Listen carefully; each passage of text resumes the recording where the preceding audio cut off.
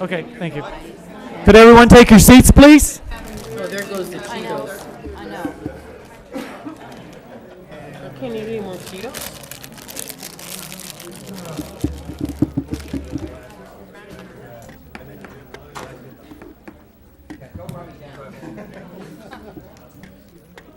Okay, I bet we're going to need a city attorney here, so. Of a sort. Well, we have the assistant. Hey, Rick Steinmeier isn't here. What's going on? I know. There she is. He hasn't been in church either. I think his mom's Audrey, not you doing ready? to him. He was in the hospital. Okay. Church Monday. Could everyone have a seat, please? Saw him at Dave Dilly's. Make sure I have Watch your ears. Presbyterian. Okay, we'll go ahead and call the meeting back to order, and we are back to item 8B. Audrey, what do you have for us? Thank you. I'm going to do a first reading of the following ordinance. This is an ordinance restating and amending Bonita Springs Ordinance Number 0902, amending Chapter 5 of the Land Development Code relating to the Historic Preservation Board, providing a definition for Florida Master Site File, discontinuing financial disclosure filing requirements with state for Historic Preservation Board members, providing for appeals pursuant to LDC Section 4-83, providing for administrative approval on request for regular certificates of appropriateness, providing for posting as method for notice for public hearings on request for special certificate of appropriateness, providing for exterior colors for designated historic resources within Old 41 overlay, providing for conflicts of law, severability, codification, Scrivener's errors, inclusion in code, and effective date. This is a first reading. The second reading will be heard on December 18th in these chambers, starting at 9 a.m. I do want to point out I have reviewed the affidavit of publication, and it is legally sufficient. Joseph Ferber is here if you have any questions as to Okay. the ordinance. All right, at this time, we'll go ahead and open the public hearing. Any members of the public wishing to speak to this item, please come forward. Seeing none, we'll close the public hearing. And council, do you have any questions, or would you like to send this to the second reading? So move it to the second reading. We have a motion to send to second reading. Is there a second? Second. A motion and a second. Any other discussion? Roll call, please. Councilman Simmons. Aye. Councilwoman Simons. Aye. Councilman Longcart. Aye. Councilman McIntosh. Aye. Councilwoman Martin. Aye. Councilman Slackton. Aye. Mayor Nelson. Aye. Okay, item C. Okay, I'll begin the next public hearing, and this is an amendment to Bonita Springs Land Development Code, amending and restating Chapter 2, the Administration Chapter, which provides Article 1(2)(1), General Request for Interpretation of Code Provisions and Compliance Agreements, Article 2, Concurrency Management System, providing for statutory authority, applicability of article, intent of article, purpose, concurrency, certification, concurrent development orders, management information system, variances and appeals, revocation of concurrency certificates, non-liability of city manager, and penalties for providing false information. Article 3, development agreements, providing for statutory authority, applicability, intent, and purpose of applications for development agreements, minimum requirements of a statutory development agreement, notice and hearings, amendment or cancellation of development agreement by mutual consent, reservation of home rule authority, and conflicts. Article 4, transfer of development rights, providing for purpose, applicability, administration, conflicts, computation of units and limitations. Article 5, reserved. Article 6, impact fees, sections 2-261 through 2-277, road impact fees, sections 2-301 through 2-316, regional parks impact fees, section 2-341 through 2-356, community parks impact fees, section 2-381 through 2-397, fire protection and emergency medical services impact fees, Article 7, the Special Master Program, Article 8, the Private Property Rights Protection Act with proceedings under the Birch A. Harris Jr. Private Property Rights Protection Act, Article 9, the Development Order Approval Process for Capital Improvement Projects, Article 10, Hurricane Preparedness, Article 11, Code Enforcement providing for conflicts of law, severability, codification, Scrivener's errors, inclusion in code, and effective date. This is a first reading. The second reading will be held on December 18th for a second and final public hearing. Most of the summaries, and there's another summary sheet on December 18th that will be a little more detailed than the one here, I believe, going as to what are the changes. But essentially, this is a housekeeping item. In 2005, we adopted this chapter. Some of those items We made changes, but we didn't exactly make the correct changes to all of them as to how we apply it here as opposed to how the administration did it in Lee County. So we had some vestiges of language I had to modify. There are some new things, including a mitigation process for code enforcement, so that it's very clear and easy so people can understand it, which means when you guys have questions, we can provide you with some answers. Very good. At this time, I'm going to open the public comment period. Anyone wishing to speak to this matter, please come forward. Seeing none, we'll close public comment. And council, what's your pleasure? I have two things here. Go ahead. Okay. On page 132 on your iPad, Uh-oh. which is 2-313, page 52 of the document. Okay. Okay. It suggested to add language for the banked impact fee credits for a city-operated economic development or affordable housing program. Well, I would suggest, because one of the things in our economic development, in at least downtown Bonita Springs, is the stormwater. So if we just say stormwater projects or affordable housing, right? Okay, because we're doing the stormwater projects downtown, but also we just discussed about stormwater projects in the DRGR. You could also apply it to that. Well, here's the issues. Okay. Stormwater projects do not require a payment of impact fees, where economic development projects could require a payment of impact fees. We don't assess, and we don't have trip generation, so when you have you only pay impact fees when you create an impact, correct? So stormwater doesn't it generates water, but it doesn't generate traffic. So we don't have a category where a stormwater project would have to pay in impact fee credits. Well, but traffic generates roads, and roads generate stormwater runoff. Yes, but roads provide capacity, and so they do not require payment of impact fees. The only purpose of the banked impact fee program is to, all right, let me step back. Okay, the only purpose of banked impact fee is that people have actually paid something into it, and so Yes. we're going to bank it. They're not going to pay anything into the stormwater part of it. But along the lines of what I think you're talking about so far as helping with the stormwater anywhere, we can always add that to it once that program exists. Right now, that program doesn't exist, so you can't really add it to it. But we can add it to that language afterwards. Would you please keep that in mind? Absolutely. Well, because I think that's what we're trying to do downtown with that 13.5 million.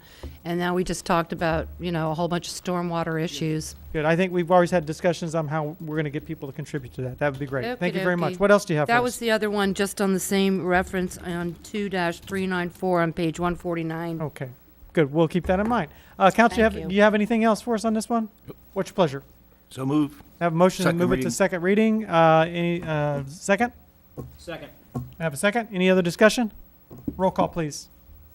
Councilman Longcart? Aye. Councilman McIntosh? Aye. Councilwoman Martin? Aye. Councilman Slackton? Aye. Mayor Nelson? Aye. Councilman Simmons? Aye. Councilwoman Simons?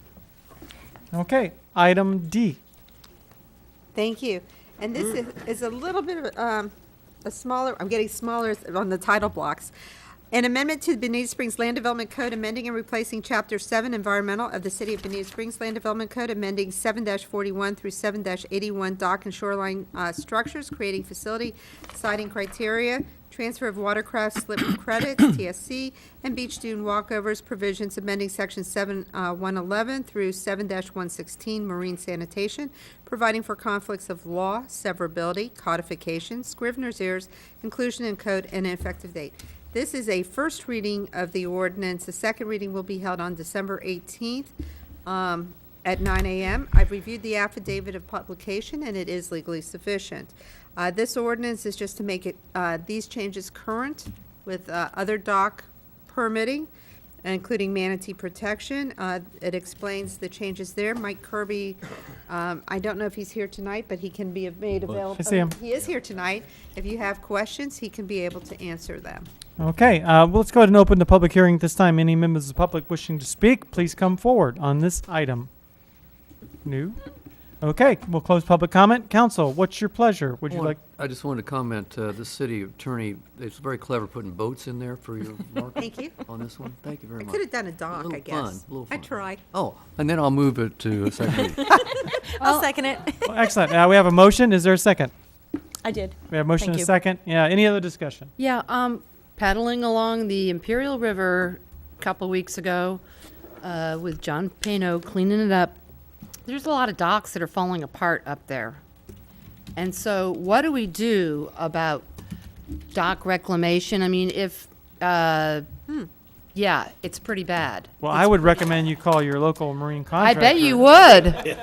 And you know, the thing Property is, owner to call them. 992. Nah. okay, come on now, I can't use it for career. That would be Okay, wrong. so, you know, they have a right to a dock there. If the dock is falling apart and it's cleaned up, do they lose that right to the dock, or do they have to reapply, or what? You're getting way into Depends. submerged land rights that Well, I would. Just say it depends.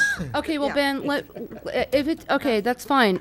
If people are afraid that this terrible falling apart dock, they're gonna lose their rights to have another dock, so they're just gonna let this horrible relic fall apart there, and obviously it wasn't built by you. Not if it's like in that shape, right? Right. Okay.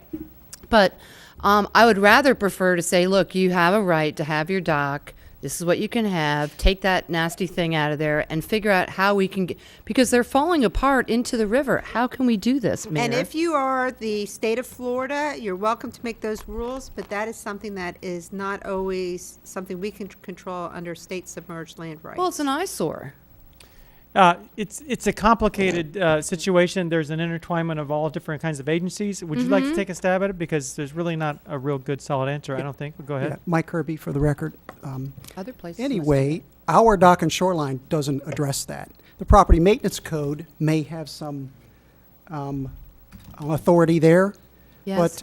But, yeah, it actually is a good point to be addressed right now. And I would, support these docks being replaced at some point. They deteriorate, the chemicals leach out into the waterway. Yes. So, They just look nasty too. I mean, it looks unkempt. It looks littered.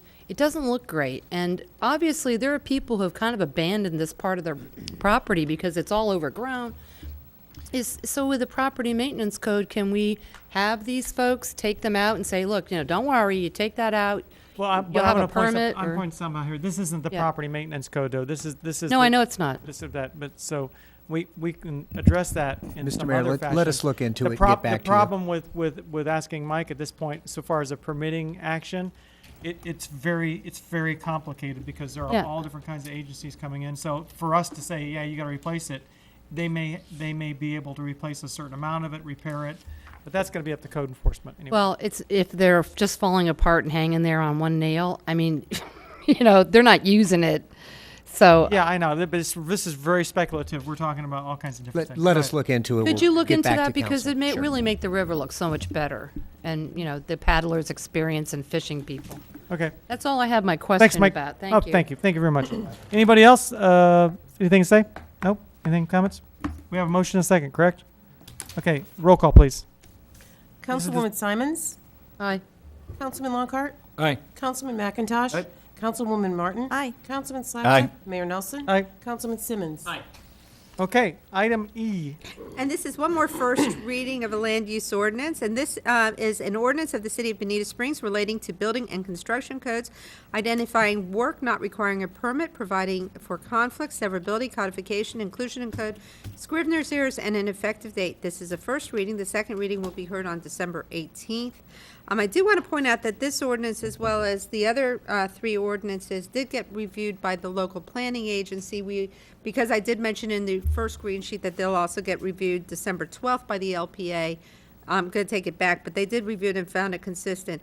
They did spend a lot of time talking with the building official, Pete Haggis, as the hot water heaters, pool lights, landscape lighting, and they did find that no changes were necessary. There were valid reasons why you require permits for some of this, and where you need it and where you don't need it. So there were no changes, but it was, Councilmember Simons, you did ask for us to look into it, and it was looked into. You could find a reason. I have the, sorry? We didn't have that for years.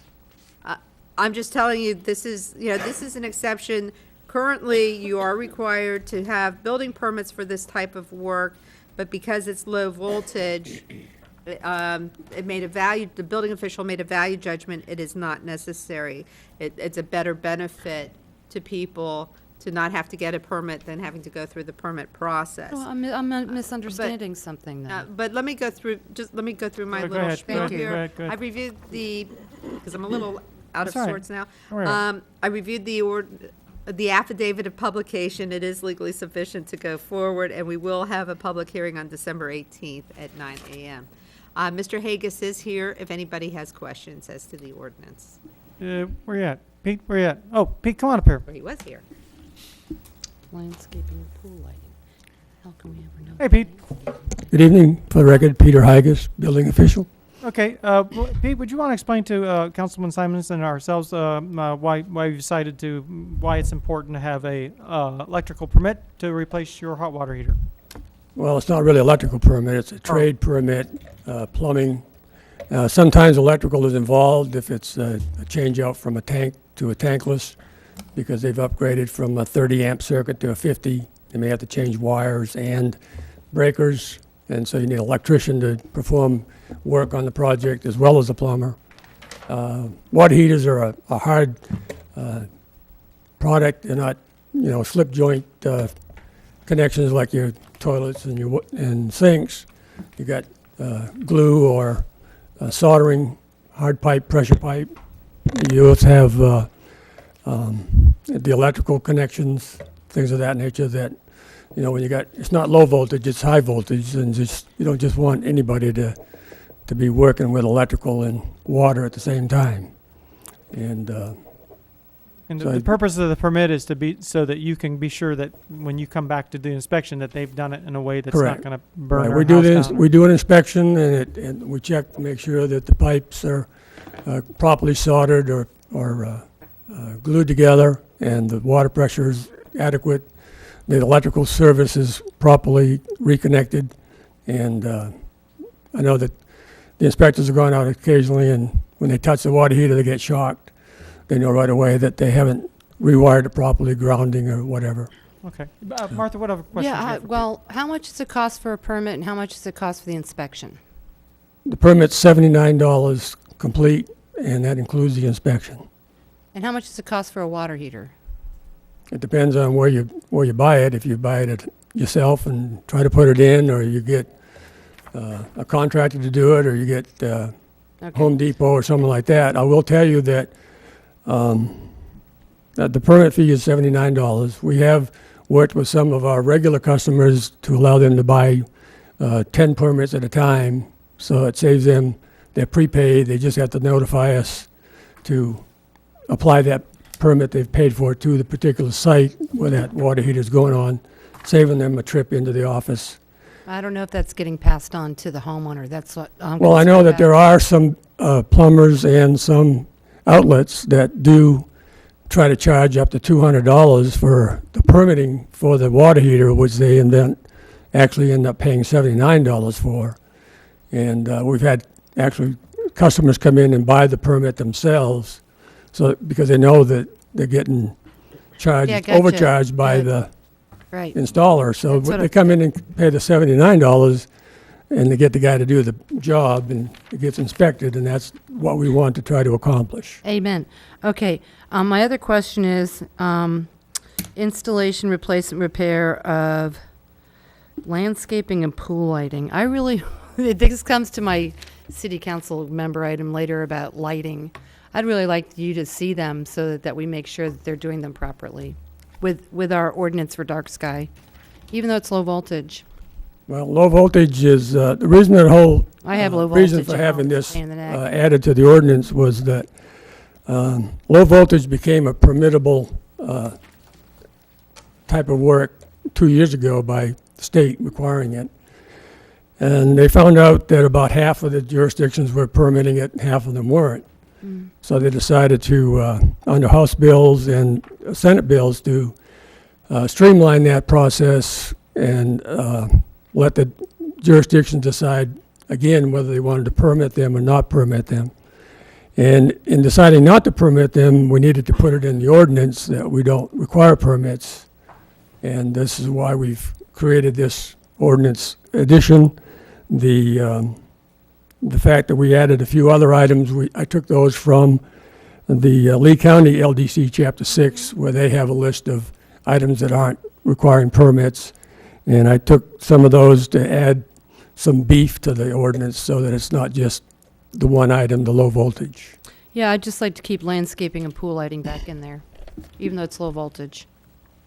Okay, and so. For other reasons, and that is to make, because we're still got a little sloppiness going on with this dark sky stuff, so I just want to make sure that's seen, and that I'll be discussing that later on, but just the lighting part. So as it is now, what the recommendation was is that you would, so far as the outdoor lighting, so far as the low voltage, the DC lighting, you Yep. weren't recommending charging a permit for somebody to do that, Correct.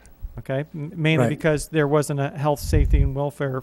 Exactly. You Right. just can't do it. And Martha's argument is that she was afraid that it's affecting the lighting so far as our lighting ordinances. Well, I believe that would fall under the purview of code enforcement if they go by and see that their lights are shining up the skies, that Yeah, they there you go. can cite Well, them for it. that's the discussion that we'll have later about not being able to track. Yes, that's true, but you can't tell whether that light was put in last month or last decade, so we can't track it. Okay, Audrey. Yeah, I just want to point out that when a building permit's obtained and there's a building inspector, the building inspector doesn't go and look at the position of where the bulbs are. The building, nor would a building official ever do that. A building official looks at the wiring. Correct. The wiring box, so it's not something where it would be caught during the permitting process. You might have a paper trail if that's Well- beneficial to you, but you would not have an inspector. The inspectors have very specific things that they I understand that.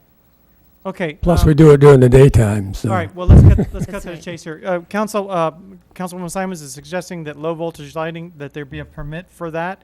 Is anyone interested in that? I'm certainly not interested in that, being somebody who toys with that, and the low voltage lighting lasts about 2 weeks anyway, so I'm not. it just does, I don't know. Or the solar lights, I stick the solar lights in the ground. Oh, and solar then I run lights, that's over the not lawnmower. voltage. Same voltage, same amount of light, Right. same amount of light. I got a question about water heaters, though. Oh, okay. Whenever you're ready. I'm looking for a consensus on whether or not you want to No. charge a permit for that? No? No. No? Okay. Anything else? Well, before I we move? wish we'd had this discussion when I bring it up later about what dark skies does for you. I'm sure you're going to bring it up I anyway, will. aren't you? Okay, go ahead, Steve. The water heater, if you're changing the technology of a water heater, maybe that's one thing, if you're going solar, whatever.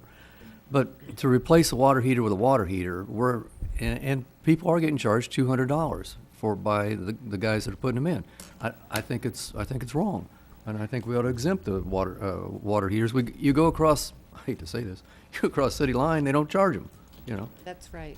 So I'm not advocating we jeopardize safety, but in good common sense, I don't see why we wouldn't give an exemption to water heaters.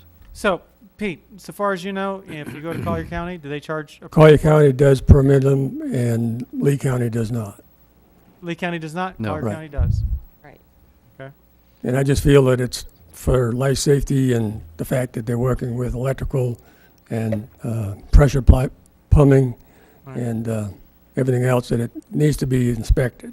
The fact that contractors and outlets are ripping the people off with exorbitant fees for Stupid permitting. contractors. Not so much the contractors, but Oh, yeah, it is. just the idea that, but the person has, the owner has the ability to come down and get a permit and pay for it and just have the job done by the contractor, and he doesn't have to charge them $200 for the permit. If somebody wants to replace the element in their water heater, No. is there a permit for that? No? No, Okay, because there's no reconnect issue with that. okay. All right, council, we'll talk about water heaters. What's your consensus there? Do you think we should or shouldn't? I'd ask to exempt them. I'd second your asking. Okay, Just a standard. Yeah, standard Replacing change a of water water heater. heater. But if you're going into a different mode, like If you're going to tankless, or something like that, Then then I that should think be you have, permitted. then that should be permitted. Because you have to pull might wire. be changing stuff. yep, you have to pull wire for that. Okay? Do you need a motion, or what do you want to do? Yeah, yes, just. I'll make a motion that we exempt water heaters Second. when, and I'd like the city attorney to frame it up, the correct wording, as long as it's a standard replacement, not a technology change. Okay, yes. Pete, I'm sure the answer to this is, it wouldn't make any difference if you've got a 30-gallon water heater versus now you change it to a 50-gallon. It wouldn't make any difference, right? That's not a different technology at all. Not for a tank type, no, but if you, like Martha said, if you go to the tankless, you are upgrading and Right. going to Then more it- power then and, it would Okay. kick in a So- permit. But you would have to have a permit in that case, Right, that you just mentioned. because you're changing it. I mean, Okay. 30 to the 50. So there's a motion and a second that we exclude, we don't have a permit for replacing a water heater, an existing water heater with a similar water heater design. Right. Roll call. Councilman McIntosh? Aye. Councilwoman Martin? Aye. Councilman Slakta? Aye. Mayor Nelson? Aye. Councilman Simmons? Aye. Councilwoman Simons? Aye, but I don't know how you'd ever know if it's a similar design. Well, Councilman Longcart? aye, You're not going to know anyway because they're not going to apply. That's right. right. Pete winked at you, so there's something there. So, yeah, It's true. he likes me. You know, when the Okay. when the thing leaks, He winked at me. Finally got Chris to crack up. That's what it takes, really? Sophomore humor? Shame on you. Anyway, It's cracking up. all right. You got anything else for Pete? Pete, thank you very much. thank you, Pete. thank you. Council, what's your pleasure? You want to send this to second reading? Yep. Move. Motion and a second. Any other discussion? Roll call, please. Councilwoman Martin? Aye. Councilman Slakta? Aye. Mayor Nelson? Aye. Councilman Simmons? Aye. Councilwoman Simons? Aye. Councilman Longcart? Aye. Councilman McIntosh? Aye. See, I'm never going to get an inspection ever again because I made fun of Pete. Okay, anyway, what else you got for us, Audrey? Thank you. I'm now beginning the second readings of ordinances. I'll do the first title block. This is an ordinance of the City of Bonita Springs, Florida, establishing a paid time off policy, providing for an effective date. This is the second reading. I have received a request by staff to have this ordinance continue to December 18th to a date and time certain, so we don't need to re-advertise. Council, is there a motion to go ahead and continue this, please? Yes. We have a motion to continue. Is there a second? Second. We have a motion and a second to continue. Any discussion? Roll call, please. Councilman Slakta? Aye. Mayor Nelson? Aye. Councilman Simmons? Aye. Councilwoman Simons? Aye. Councilman Longcart? Aye. Councilman McIntosh? Aye. Councilwoman Martin? Aye. Okay, item B. Okay, and that will be at 9 a.m. in these chambers. The second reading of the following ordinance is an ordinance of the City of Bonita Springs, Florida, amending the Bonita Springs Motor Vehicle Towing Ordinance, ordinance number 0601, providing for civil and criminal penalties, providing for conflicts of law, severability, codification, scrivener's errors, inclusion in code, and effective date. This is the second reading of the ordinance. The ordinance was heard on November 20th, and at this time, we do have Chris Campbell here who can, provide any questions. Basically, because we were doing the other ordinance, we decided that we wanted to clean this one up and amend it at the same time. The two ordinances do regulate different things. The big thing is making sure that if we do have a hearing dealing with a junked vehicle being towed, it goes to the hearing examiner. We had it as the zoning board, and that made sense until we actually had a hearing, and then realized it needed to go there. Change the title for code enforcement as a manager, not a supervisor in a few places, change the address, and I believe we did add vessels on land to make it very clear that the ordinance doesn't apply just to vehicles, but also Trailers. other boats on, well, hopefully boats on trailers, but it could be a boat without being on a trailer. I make a motion to adopt the ordinance. Okay, I have a motion to adopt the ordinance. Is there a second? Discussion. Motion and a second, discussion. On the, if you have it says, the absence of, oh, no. Completely enclosed within the building or unless it is in connection with a business enterprise situated and licensed for the same. Does that mean it has to be on the business property to be, It would Okay. exempt it like at a car dealership. if where- it's, if it's on business property? What if a homeowner has a pickup truck or some truck out in their driveway with their logo on the door, is that okay or not okay? It wouldn't be applicable to this ordinance if the vehicle did not have a current license plate or registration. I'm good. Then it would be a violation, yes. Okay. Or inoperable. Okay, thank you. Good. Any other questions? We have motion and a second. Roll call. Councilman McIntosh. Aye. Councilwoman Martin. Aye. Councilman Slackton. Aye. Mayor Nelson. Aye. Councilman Simmons. Aye. Councilwoman Simons. Councilman Longcart. Aye. Okay, what do you got for us Thank now? you. The longest title Home block stretch. of the night. I'm going to begin it. An ordinance pertaining to non-consent towing and immobilization services, providing for authority, title, applicability, findings, purpose and intent, definitions, permit required, permit application, fees, issuance of permit, appeal and renewal, insurance requirement, permit document specifications, manifest, trip record or tow sheet, regulations applicable to the tow or immobilization operator and related business entity, non-consent tow or immobilization, express instruction by law enforcement, requirements for non-consent tows from or immobilization on private property, drop charges, immobilization, truck class specifications, business inspection requirements, towing safety standards, maximum rates for non-consent services, violations, penalties, and enforcement, administration, disposition of fees and fines, audit, repealer, conflicts of law, severability, codification, scrivener's errors, and an effective date. This is a second reading. The first reading was held on November 20th, when City Council moved it to tonight's hearing. I have reviewed the affidavit of publication, and it is legally sufficient.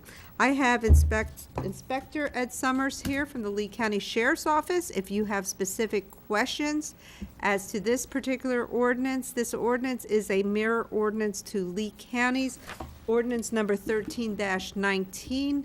I just happen to have it on my desk. That's how come I can say the number so quickly. So that we have similar regulations as Lee County as people tow the vehicles. Okay. Council, do you have any questions? Nope. Nope. What's Ready your to pleasure? move. We have a motion? Mm-hmm. And is there a second? Second. We have a motion and a second. Any other Discussion. discussion? Discussion. Go ahead. Where's all this money going to? Sheriff. The sheriff's office will put the money into the general fund, and then they will utilize it. It goes into the Lee County General Fund as opposed to the city's general fund. Oh, well, That was we a have question. community policing and we pay for community policing. None of that comes back as an impact for our community police officers. Do that work? Interesting question. It is an interesting I question. think that's outside your scope, but. The only monies collected will be for the permitting process, and that's being done by the sheriff's office at our headquarters, and it'll be the same permits countywide. So 6 Mile Cypress does the collection. It's not done through Delta. The monies are basically barely enough to cover the amount for personnel to do the service and for the products to do the permitting. There's no monetary that's going to be gained. Thank you. Clerical. Yes. Okay. Thank you. All right. Good. Thank you very much. Any other questions for the officer while I was up here? Nope. Good. Thank you very much. Okay, we have a motion and a second. Any other discussion? Questions? Roll call, please. Councilwoman Martin. Aye. Councilman Slackton. Aye. Mayor Nelson. Aye. Councilman Simmons. Aye. Councilwoman Simons. Aye. Councilman Longcart. Aye. Councilman McIntosh. Aye. You can start with that red Prius out there. Dang, he's still here. Sorry. You notice I don't have a car parked Okay, here. public comment. Audrey, are you finished? Are you done? At this point, yes, sir. Thank you very much. Public comment. Anyone wishing to speak on any matter at this time, please come forward. No? Okay. Public comment is closed, and we are, why is appeals on here? Do we have an appeal? Is somebody appealing something? Appeal we- denied. We are just There you go. appealing, that's all. Always wanted to do that. There you go. City Attorney's report. Look, you're up again. Thank you. It's been a long night for me. This is whether or not to amend, and I need to back up a little bit here. I wrote a green sheet based on the discussion at the November 20th meeting where Councilmember Simons asked about amending the property maintenance ordinance while we were talking about towing to restrict parking on the front yards of residential property. Now, we can do that, and we can set it up where, and I need to get direction from you. And what I also learned, why I did not understand the issue as completely as I did, is apparently there were some emails that I was not privy to. So at that point, there's two different, I guess there's three things. One is you can do nothing. One is, as I wrote in here, there could be amendments where you restrict the location where boats are parked. So we have a driveway ordinance, and we have where residential parking, where you could require, say, gravel and then put the boat on the gravel area, like on the side of the, front yard. The other alternative is have a complete ban, and similar to trucks. Okay, so I'm thinking of head no. That's where you require it has to be in the garage or behind the house. All Okay. right, I got a question first. Chris, can you come up here for a minute? This happens all the time. All right. Is this a problem? Are we having problems with a lot of people complaining about boats? Is it really systemic? Is this something that we really need to fix, or are we shooting a mosquito with a bazooka? We do get complaints on Right. the issue on various locations of the property, some of them being in the driveway, some of them being in the rear yard, some of them being on the side yard. But based on the number of vessels that are parked throughout their community, that number of complaints pales in comparison. Okay. Would you care to kind of, do you have an opinion on this as far as a workable solutions that you may want to think about it and come back with us instead of us trying to figure it out right here? I have no professional or personal opinion on the matter. If you want me to come back what I'm with- looking for from staff is if there's a Yes. problem there and there's something that's happening, maybe, you've seen a situation where we say, well, if they all parked on the hardened surfaces, there wouldn't be a problem or whatever it is like this. Council, I'm sticking my neck out here, but would you be willing to go out there and just make a recommendation, just talk to your people, get some Sure. observations together, and then come back and say, hey, look, this is a real prudent way to do it, because I don't think any of us want to go hog wild and I've done that already. What? Yeah, but I'm talking to him. Oh, but from John Dolmer. I'm asking Chris to do this, not you. So, No. but anyway, this is just messy up. Please. This suggestion, council. I'd like to know if Chris is willing to do that and to go ahead and for staff to go ahead and put something together along those lines. Council, including Martha, what do you think about that? That, Mayor, if I may, that happens a lot in my district, as you know. And for example, on Thomason, what you'll see is there might be a camper in the driveway, and it'll be two vessels on each side of the driveway. So I have quite a bit of that in my district, as you know. But I would agree, Mayor, let Chris come up with something if we can. Sure. All right. And I understand that sometimes there's this intertwining of people in ungated communities where, this person moved there because they can have a boat in their driveway. This Yeah, person sure. moved over there because they can do that. And then I know things change as well. They got a neighbor that wants to build something, and it happens sometimes. So there's got to be, I'm sorry, I'm going to say balance. Sure. There's got to be, there's Sure. got to be a balance Sure. there someplace in that. Yeah, I Janet, think, go ahead. I think that what I hear too in my district is that there's a lot of parking of boats on a diagonal, like across the front lawn and across, or they're hanging out of the driveway where the motor's across the sidewalk. Yeah. So there is that kind of an issue, so it becomes a safety issue when they're blocking sidewalks and across the front walk and all that, so. That is prohibited. And that's already prohibited. Yeah. So, So maybe there's we a way, need an maybe there's education thing. maybe there's something you can come up with that, May I? that will allow boats to do so. I'll get right to you, Martha.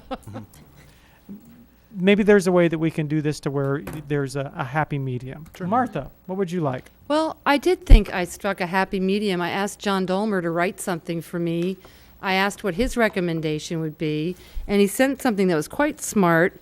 Basically, it's about either keeping it on the side of your yard, just like we do. People do that around town.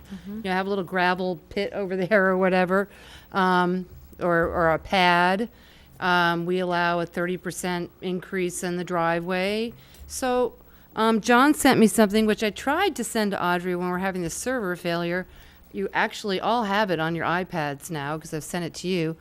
And I sent it to Audrey. So Actually, what you I'm sent me sorry, didn't- John. I'm sorry that I left our good man here out of the loop because I thought that John had helped me with that. So anyhow, it kind of got convoluted. But basically, just not having him park on the front yard is my gig. It just looks really unattractive. Put him in a proper place. probably people who've got big, gorgeous boats are probably not good, like big cigar boats. They're not going to park those in their yard anyhow. Those are too expensive. But just, our average, ordinary stuff that everybody has around. So John has written something, and I'll be happy to send it to you, and y'all work together, and I think that's great, Ben. Thank you very much. Chris, you got it? Carl? Mr. Mayor, if I just might add a few comments here, and these are considerations really for us, but also for council, and that is that, first off, we do need to recognize we are a boating community. So there's probably some expectations that you're going to have boats around the properties for those people who do not have dock storage in their backyards because they're not on water. So I think there's some expectation there. The concern I might have, and we can work through this with community development, is that if you are looking not to have the boats in the front yards, then by definition you're looking at to either have them in the backyards or in the side yards. And I would be concerned that we would have setbacks wide enough on the side yards to handle certain boats. So I just want to let you all know that there may be some challenges as we address this in trying to apply perhaps some options that the council can look at. I think we're going into this with no expectation other than to do something reasonable and workable. That's why I think code enforcement needs to be involved deeply with this, because you're Sure. going to have to enforce it. Sure. So I think that's the expectation. Council, are you okay with that? Mm-hmm. Good. And thank you for bringing it up, Martha. You're welcome. Okay. But Thank people you, have brought Kristen. it up to Thank me you. like for years now, and I'm just like, we're too Okay. busy. Right. And so that's that. Yes, I have one other item. It's not on the agenda. You may have noticed that while we were talking about this item, I leaned back to a gentleman, a well-dressed gentleman behind me. This is Justin Diner. I just want to introduce him to you. He will be with the city. He is, and also city council, I believe it was November 6th, at the November 6th meeting, you approved a consent item which allows me to utilize a program through University of Miami where I have a legal fellow. Now, we're not going to call him a legal fellow here, but otherwise. Just did. Yeah, I know. But a staff. Yes, it does. A staff attorney, and he is fully admitted to the Florida bar. So what I did is lean back to him and says, you're going to work with Chris on this issue. He is here. He was happy talking to Principal Clover and some of the other principals because he actually attended high school. That's a good thing. And middle That's a school. good thing for a lawyer to attend high Go to school. high Middle school. school here, and He's a maybe some graduate of elementary Estero High? school. So he is from this area, but he is a lawyer, and I expect to fully utilize him while I have his service for free on the part of the city. So I wanted to point that out too. Thank you, University of Miami. Yes. Okay, well, good. Anything else, Audrey? No, that's it. Thank you. Okay, city manager's report. Boy, it looks a little lacking there, but I think you'll probably think of something, right? Absolutely. Thank you, Mr. Mayor. Excuse me, my chair just shrunk down here. Okay.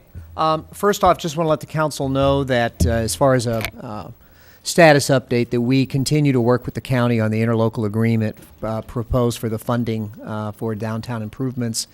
It is coming along. It's a little slower than I think we would have liked, but we continue to communicate with the county on that. We are prepared to send back our latest version of suggested revisions tomorrow morning.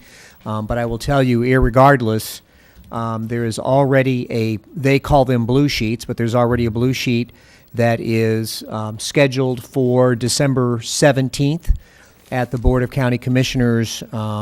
If you have the opportunity to attend that, that would certainly mean, I think, a lot to have council members and the mayor sitting there looking at the county commissioners. Lovingly. But this would be December the 17th, and we are scheduled for that date, and we will have an interlocal agreement for that date. So, and then we would schedule, if that's approved, we would then have it scheduled on the 18th for our meeting here. So we continue to work on that, just so you know. Carl, that's at 9? 9:30. 9:30, right.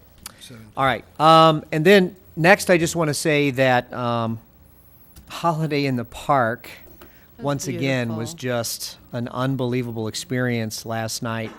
We want to always thank our volunteers, and Special Events Committee just did a tremendous job on that. Of course, our staff stars of Laura and Joanne and Patrick worked very, very hard on this as they do all our city events, and once again pulled off a great event.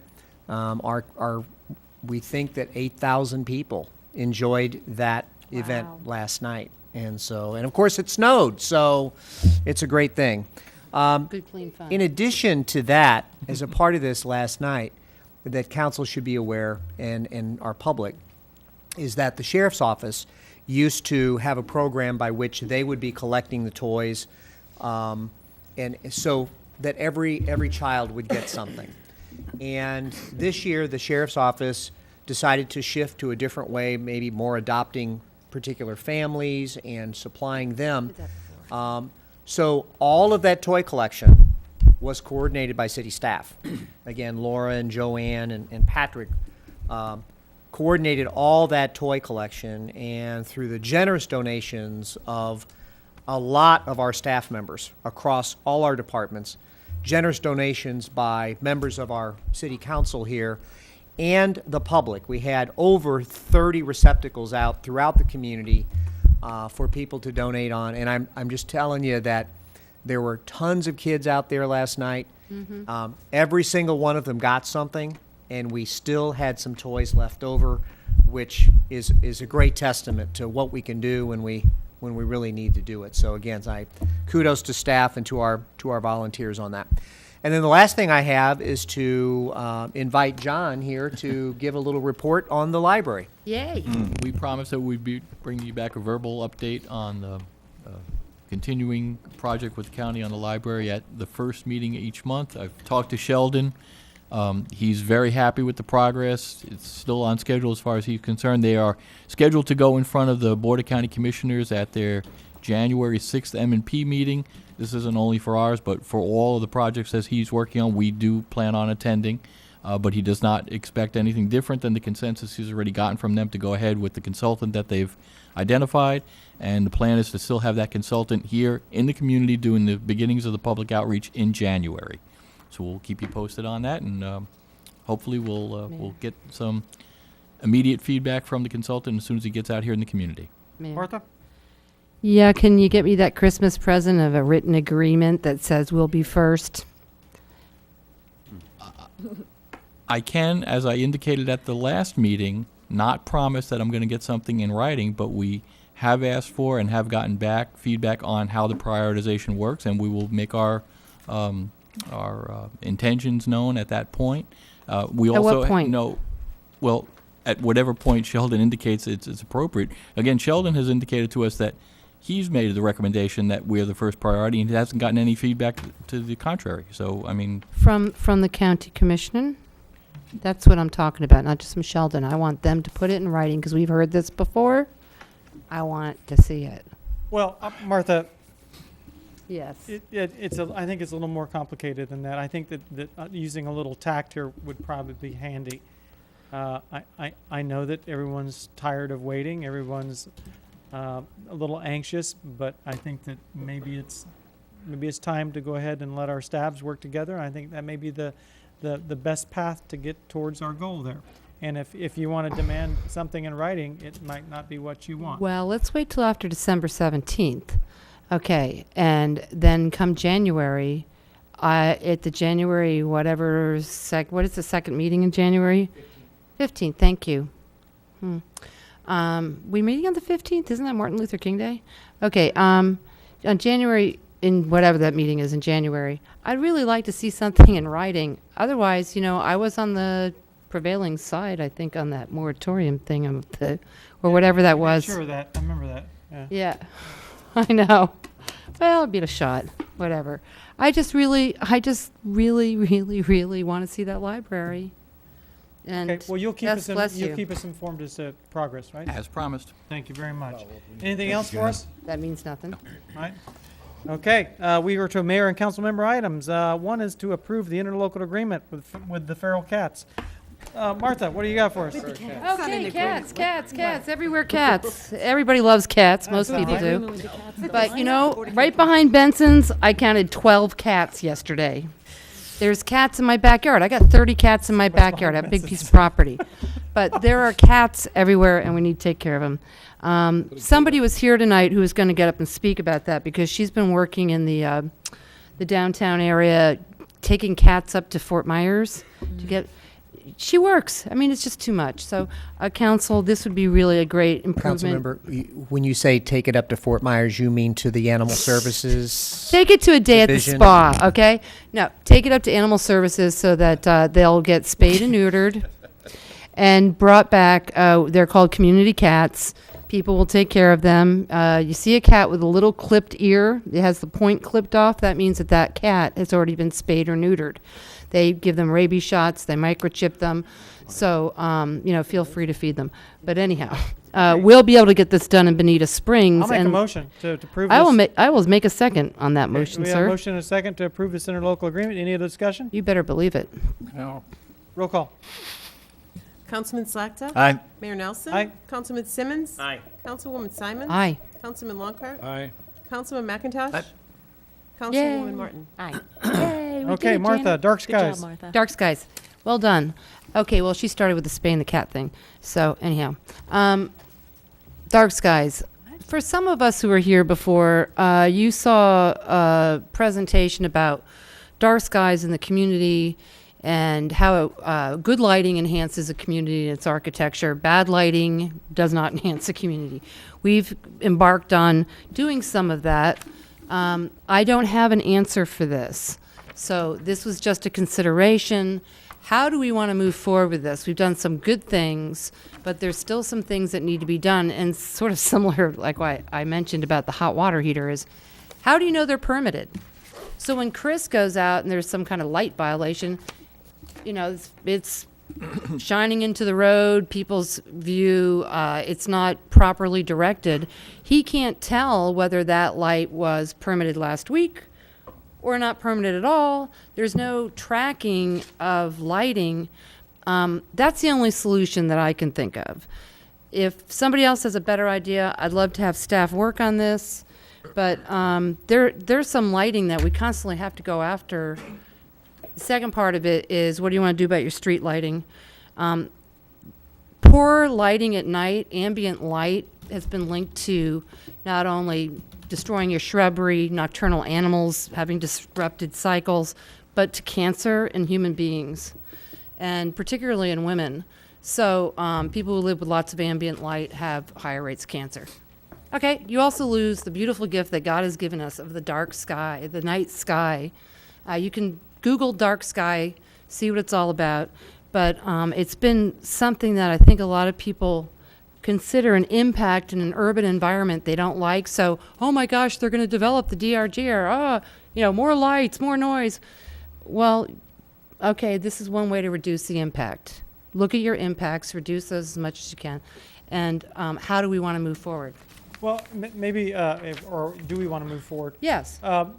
Probably the best thing for each individual council person to do is to go ahead and to get themselves educated on this concept right here of the dark skies concept, and plus for staff to go ahead and consider whether we're biting off more and more big chunks of land development codes and Yes. and DRGRs and all this other stuff like this. Maybe this is something that you may want to propose to the technology committee or something, or a sustainability committee, and that maybe that should be a part of more of a part of our sustainability project altogether or something. good So, idea. That's a good idea. that sounds like I think something. That's something Very good somebody idea. to shovel over to them to let them to look at. Well, that's nice, but for a while I'm here, I've got 2 more meetings. If I can bring forward some things to you in the next 2 meetings, maybe what other people are doing, just sort of as informational, or if we come up with something. Appreciate it. But I'd like to work with staff. The other thing is the kind of street lights that we have in our community. We get these things for free. But I was told by Charlotte, who was the FPL representative, that, oh, you want to have this for this, but then, one, you'll have to pay for it. But those big flat lights, the FPL people don't know that they're directing them all over the place, right? And I thought we had addressed this at a previous meeting, Audrey. We talked about the fact of liability with streetlights and operational planning. Well, Okay, well, anyhow, the those big flat lights that people use, that can order from The FPL. security lights. Security lights. That's different than a street light. But they don't lend to a good lighting plan for your community. I'd like to discuss maybe having people just really buy nice lights to light their properties instead of having these big shining spotlights. Okay, I mean, my concern is that we just don't bite off Sure. more and more and more and more. I understand that you've got a couple more months as a council person like this, but I think our staff has a lot on their plate right now, and so far as taking on these are a great ordinances to have, but they are complicated, and there are enforcement Yes. issues, and there are additional. You're going to send code enforcement out, looking at everybody's lights and our own street lights. I mean, that'll be the first thing that we have to do is invest a whole lot of money going to our Riverside Park to be sure things are going like that. So I think it's a great idea. I think it's great that you bring it up. But me personally, I don't know if council wants to go ahead and delve into this at this particular time, or whether or what you want to do. Whatever you Well, want to do. is if fine there's with me. some simple things that we can do that don't burden people, that simply help us make one more step forward. For instance, if in our downtown area adopting that we would have quality streetlights down there when we finally put good streetlights in, or that we don't allow those big spots, we allow spots. Right, and I'm sure if you would want to bring a proposal forward for some simple fixes, that would be great. Okay, and that's what I'll do at the next meeting, if that's fine with the rest of the council members. That would be great. Yes. Okay, very good. Okay, Thank do you, have- Mayor. Do you have anything else for us? I ahead, want to take- thank, again, last night was really wonderful. I wasn't feeling so well, so I couldn't stay around, but it was just such a remarkable, Norman Rockwell scene, and one I'll always remember. It was very, very sweet. There was something else. I don't remember what it is, and I'll probably remember by the time you finish up with everybody else, if you don't mind. Okay. All righty. Okay, here we go. Approve resolution appointing members to the City of Bonita Springs Citizens Water Strategy Task Force. You all have a copy of it. You all see everybody's picks there, and I would make a motion to go ahead and assign those members. Is there a second? Second.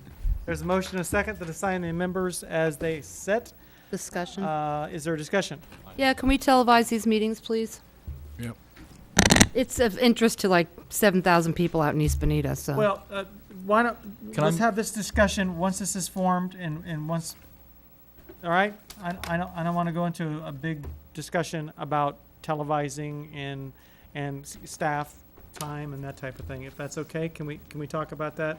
Because they're not going to start meeting tomorrow, I don't think. My suggestion would be that we understand that it might be an option, but my experience has been that when we gather the group together for the first time, we usually have an organizational meeting when they talk about what would be the appropriate times for them to meet depending on their own schedules, and we can see what their input is. I don't want to put words in their mouth or put obligations on them that they may or may not be comfortable with depending on when the meetings actually take place. So I think that's knowing that fair. it's an option, I think is okay at this point. That's fair. Yeah. I would say after the organizational meeting, that I understand, but I'd like to see the meetings where there's substance after the organizational meeting to be televised. And guess what? I'm going to make a motion to that effect.